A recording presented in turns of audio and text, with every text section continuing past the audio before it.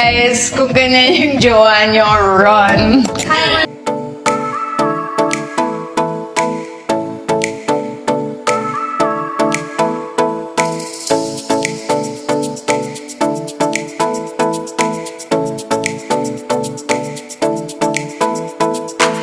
Guys, kung ganyan yung jowa nyo, run. Hi, Wonder Manila. This is Janine Gutierrez, and today we're gonna play green flag versus red flag.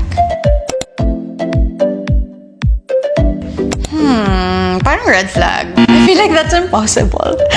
Yeah, medyo red flag. I've never known anyone na walang complaint sa kahit ano. So baka kung sobrang perfect ng buhay nila, baka may hindi sila sinashare sa'yo. Red flag. Red flag.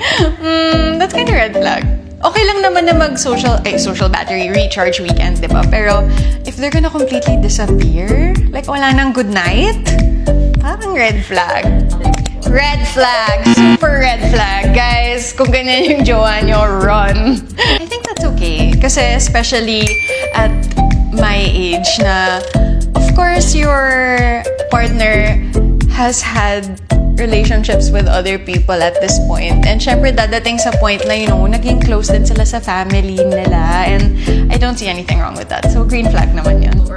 Red flag. Siguro kung sobrang bago nyo, hindi, I have no excuse. Red flag. Minsan meron din.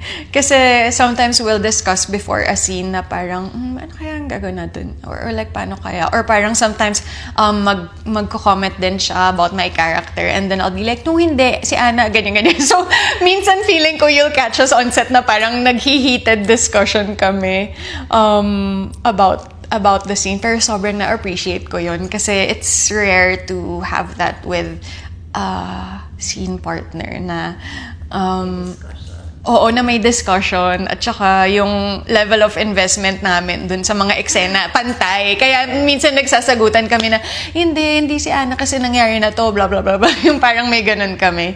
So, in the end it always helps. Yeah.